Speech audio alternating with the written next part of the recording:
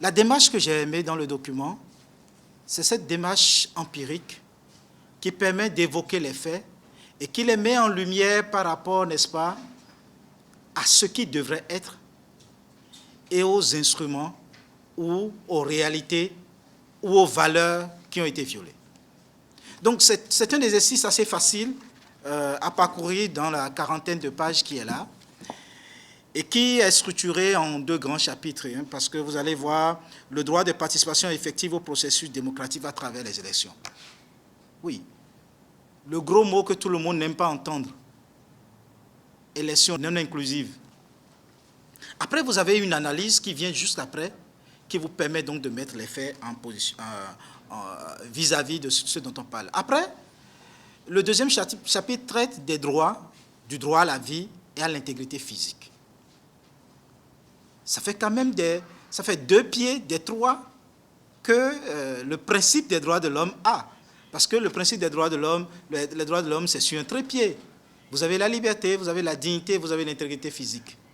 Donc ce chapitre prend en lui seul les 2, le droit à la vie et le droit à l'intégrité physique. Je vous invite quand même à lire cette 2e partie qui est assez intéressante.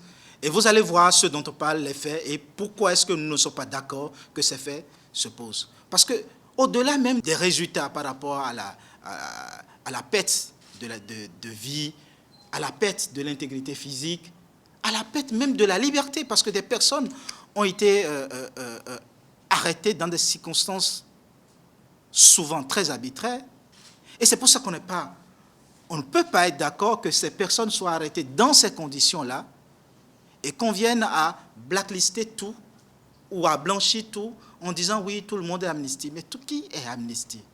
Est-ce que c'est des gens qui devraient se retrouver en prison qui ont été amnistiés ou des gens qui ne devraient jamais utiliser les armes que nous avons tous souverainement remis dans leurs mains, qui ne devraient donc jamais utiliser ces armes contre nous?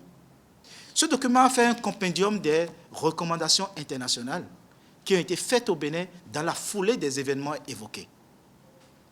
Parce que souvent on entend parler de, oui, le comité de lutte contre la torture, telle commission, telle organisation, on fait des recommandations. Et comme on était tous dans le tollé, il n'y a plus que ces recommandations aient pu nous échapper tous.